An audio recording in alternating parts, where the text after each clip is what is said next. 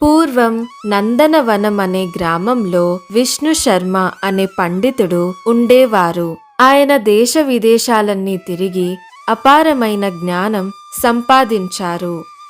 గ్రామంలోని ప్రజలంతా వివిధ సమస్యలతో సతమతమవుతూ ఉన్నారని గమనించిన విష్ణు శర్మ గారు వారికి ఏదైనా వినూత్నమైన సేవను అందించాలనుకున్నారు.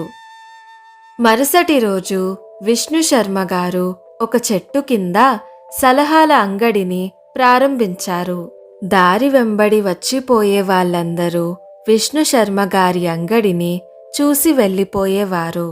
ఎవరు వచ్చినా రాకున్నా విష్ణు శర్మ గారు మాత్రం ప్రతిరోజు చెట్టు కింద క్రమం తప్పకుండా కూర్చుంటూ ఉండేవారు. అలా కొద్ది రోజులు గడిచాక ఒక రోజున రాముడు రంగడు అనే ఇద్దరు స్నేహితులు విష్ణు శర్మ గారి సలహాల అంగడికి వచ్చారు. అంగడి వద్ద కూర్చుని ఉన్న విష్ణు శర్మ గారికి నమస్కరించి ఇలా అడుగుతారు, అయ్యా, మీ వద్ద ఏమి సలహాలున్నాయి? వాటిని ఎంతకు అమ్ముతారు అని అడుగుతారు. విష్ణు శర్మ గారు ఇలా చెబుతారు, నేనిచ్చే ప్రతి సలహాకు కనీస ధర 100 రూపాయలు. ఆ సలహా ఇవ్వటంలో ఉన్న కష్టాన్ని బట్టి అసలు ధర మారుతుంటుంది.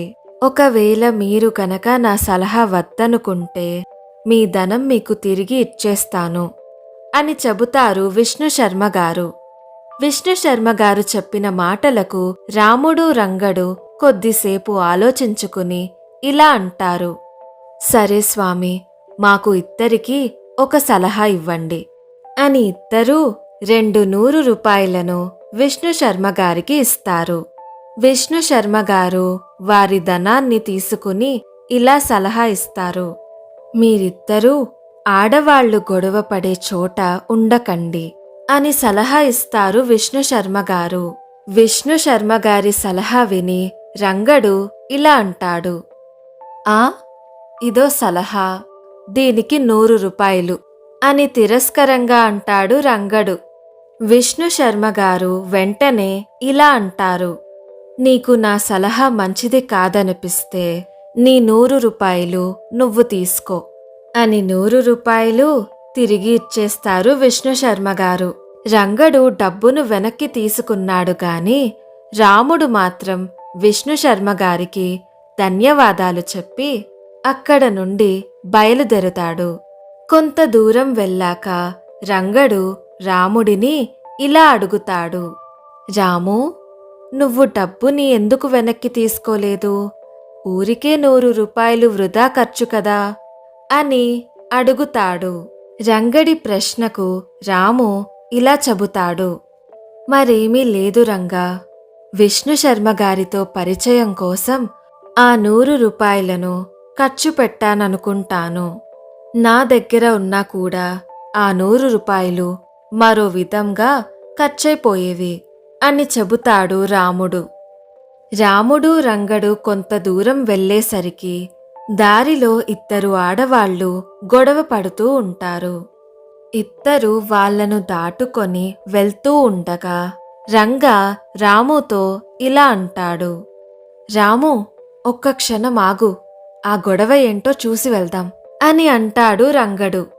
అయితే రాముడికి విష్ణు శర్మ గారు ఇచ్చిన సలహా గుర్తుకొచ్చింది. ఇద్దరు ఆడవాళ్లు గొడవ పడే చోట ఉండవద్దని కదా విష్ణు శర్మ గారు చెప్పింది అని రాముడు అక్కడ నిలవకుండా ఇంటికి వెళ్ళిపోయాడు. రంగడు మాత్రం అక్కడే నిలబడి ఆ గొడవను వినోదంగా చూడసాగాడు. అయితే అక్కడ గొడవ పడుతున్న వాళ్ళు మరెవరో కాదు, వారు ఇద్దరూ రవివర్మ అనే రాజుగారి భార్యలు. వారిద్దరి గొడవ చిలికి చిలికి గాలివానయింది. నువ్వెంతంటే నువ్వెంత అనుకుంటూ, రాజుగారిని రానివ్వు, నీ పని చెబుతా అంటూ నాకు సాక్షి ఇతడే అని ఒక ఆమె రంగడిని చూపించింది. రెండో ఆమె కూడా, నాకు కూడా సాక్షి ఇతడే, నీ పక్షం ఎలా మాట్లాడతాడో నేను చూస్తాగా అని అంటుంది రెండో ఆమె. ఇక రంగడి పని అడకత్తెరలో పోక చెక్కలా తయారయింది. రంగడు మనసులో ఇలా అనుకుంటాడు, రాజుగారు వచ్చాక నన్ను పిలిపించక మానరు. నేను ఎవరి పక్షం వహించినా అవతలి వాళ్ళ వైపు నుండి నాకు ముప్పు తప్పదు. ఏం చేయాలి అని బాధపడుతూ ఇంటికి వెళ్ళి జరిగినదంతా రాముడికి చెప్పుకుని బాధపడుతాడు. రంగడి మాటలు విన్న రాముడు ఇలా చెబుతాడు. విష్ణు శర్మ గారి మాట వినకపోవటం వల్ల కదా ఇలా జరిగింది అని రాముడు రంగడిని విష్ణు శర్మ గారి దగ్గరికి తీసుకువెళ్ళాడు. జరిగినదంతా విష్ణు శర్మ గారికి వివరిస్తారు. జరిగింది విన్న విష్ణు శర్మ గారు 500 రూపాయలు ఇమ్మంటారు. విష్ణు శర్మ గారి మాటలకు రంగడు ఇలా అంటాడు. అదేంటి, పోయినసారి సలహాకి 100 రూపాయలు తీసుకున్నారు కదా అని అంటాడు రంగడు. రంగడి మాటలకు విష్ణు శర్మ గారు ఇలా అంటారు. సలహాలోని కష్టాన్ని బట్టి ధర ఉంటుందని నేను ముందే చెప్పాను అని అంటారు విష్ణు శర్మ. రంగడు సరే అంటూ విష్ణు శర్మ గారికి 500 రూపాయలను ఇస్తాడు. విష్ణు శర్మ గారు 500 రూపాయలను తీసుకుని ఇలా సలహా ఇస్తారు. ఇవాల్టి నుండి నువ్వు మూగవాడిగా నటించు. కష్టం తీరాలంటే నువ్వు మాటలు రాని వాడిలా బ్రతకాలి. సలహా విన్నాక రాముడు రంగడు ఇద్దరూ వారి ఇళ్లకు వెళ్ళిపోతారు. మరుసటి రోజు రంగడి కోసం రాజభటులు వచ్చారు. రాజభటులు రంగడిని రాజసభకు తీసుకువెళ్లారు. రాజుగారి భార్యలిద్దరూ రంగడిని గుర్తుపట్టి ఇలా అంటారు. ఇతనే మేము గొడవ పడుతుంటే నిలబడి మా పోట్లాట మొత్తం చూసిన ప్రత్యక్ష సాక్షి అని అంటారు. రాజుగారు రంగడిని ఇలా అడుగుతారు. ఏమయ్యా, నువ్వేనట ప్రత్యక్ష సాక్షివి, మరి ఎవరిది తప్పో నువ్వే చెప్పు అని అడుగుతారు. రాజుగారు అడిగిన ప్రశ్నకు రంగడు ఇలా జవాబు ఇస్తాడు. బెబ్బె అంటూ మూగవాడిలా నటిస్తాడు రంగడు. రంగడి ప్రవర్తన చూసి రాజుగారు ఇలా అడుగుతారు. అయ్యో, నీకు మాటలు రావా అని రాజుగారు అడగగా మళ్ళీ రంగా బెబ్బె అని అంటాడు విష్ణు శర్మ గారిని తలుచుకుంటూ. ఇక రాజుగారు ఇలా అనుకుంటారు. వీడికి మాటలు రావు, కావున వీడు సాక్షిగా పనికిరాడు అని అనుకుంటూ రంగడిని ఇంటికి పంపించేస్తారు. రంగడు గండం గడిచిందనుకుంటూ ఇంటికి వెళ్ళిపోతాడు.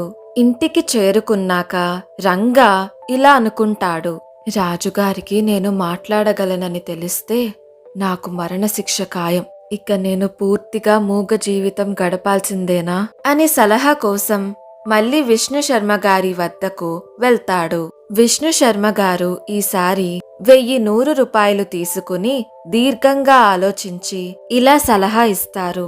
ఈ రోజు నుండి 11వ రోజున రాజుగారి వద్దకు వెళ్లి నిర్భయంగా జరిగినదంతా చెప్పే అని సలహా ఇస్తారు విష్ణు శర్మ గారు. విష్ణు శర్మ గారి సలహాకు రంగడు ఇలా అంటాడు. ఈ రోజే చెప్పేస్తే ఏమి జరుగుతుంది అంటారు అని అడుగుతాడు రంగడు. రంగడి ప్రశ్నకు విష్ణు శర్మ గారు ఇలా అంటారు. రాజుగారు నీ శరీర అవయవాల్లో ఏదో ఒకటి ఊడగొడతారు, పర్వాలేదా మరి అని అంటారు హాస్యంగా. ఇక రంగడు మారు మాట్లాడకుండా ఇంటికి వెళ్ళిపోతాడు. సరిగ్గా 11వ రోజున రంగడు రాజుగారి వద్దకు వెళ్లి జరిగినదంతా చెప్తాడు. నోటి మాట లేక ఎంత కష్టపడింది చెప్పుకుని మన్నించమని వేడుకుంటాడు. రంగడి మాటలు విన్న రాజుగారు రాణులు పగలబడి నవ్వుతూ ఇలా అంటారు. రంగా, ఈ తెలివి నీకు సొంతంగా వచ్చింది కాదు అని మాకు తెలుస్తుంది. నీకెవరో సలహాలు ఇచ్చి ఉండాలి. ఎవరు వారు అని అడుగుతారు రాజుగారు. రంగడు విష్ణు శర్మ గారి గురించి చెప్తాడు. రాజుగారు విష్ణు శర్మ గారి గురించి విన్నాక ఇలా అంటారు. గ్రామానికో విష్ణు శర్మ ఉంటే మన రాజ్యానికి ఏ ఆపద రాదు అని చెప్పమంటూ రాజుగారు సంతోషంగా విష్ణు శర్మ గారికి రంగాతో కానుకగా ఇవ్వమని ఒక రత్నాల హారాన్ని మరియు ప్రశంసా పత్రాన్ని పంపిస్తారు. రంగడు విష్ణు శర్మ గారి వద్దకు చేరుకుని రాజుగారు ఇచ్చిన వాటిని అందించి జరిగినదంతా చెప్పి ఇలా అడుగుతాడు. 11 రోజుల్లో ఏమి జరిగినట్లు అని అడుగుతాడు. విష్ణు శర్మ గారు ఇలా చెప్తారు. ఏమీ లేదు రంగా, నిన్న రాజుగారి పుట్టినరోజు. ఆయన గొప్ప మనసుతో దాన ధర్మాలు చేసే రోజు. ఆయన ఆనందం ముందు నీ సమస్య చిన్నదైపోయి నిన్ను మన్నించేస్తాడని ఆ రోజు వెళ్ళమన్నాను. గుర్తుంచుకో, ఆనందం అధికం చేసుకుంటే సమస్యలు మాయమైపోతాయి అని చెప్తారు విష్ణు శర్మ గారు. రంగా ఇంటికి వెళ్ళిపోతాడు. మరుసటి రోజు విష్ణు శర్మ గారు రాజుగారి వద్దకు చేరుకుని రాజ్యానికి సేవ చేయటం మొదలు పెడతారు. ఈ కథ మీకు నచ్చినట్టయితే లైక్, షేర్ అండ్ కమెంట్ చేయండి. మరిన్ని అద్భుతమైన కథల కోసం మన ఛానల్ని సబ్స్క్రైబ్ చేయండి.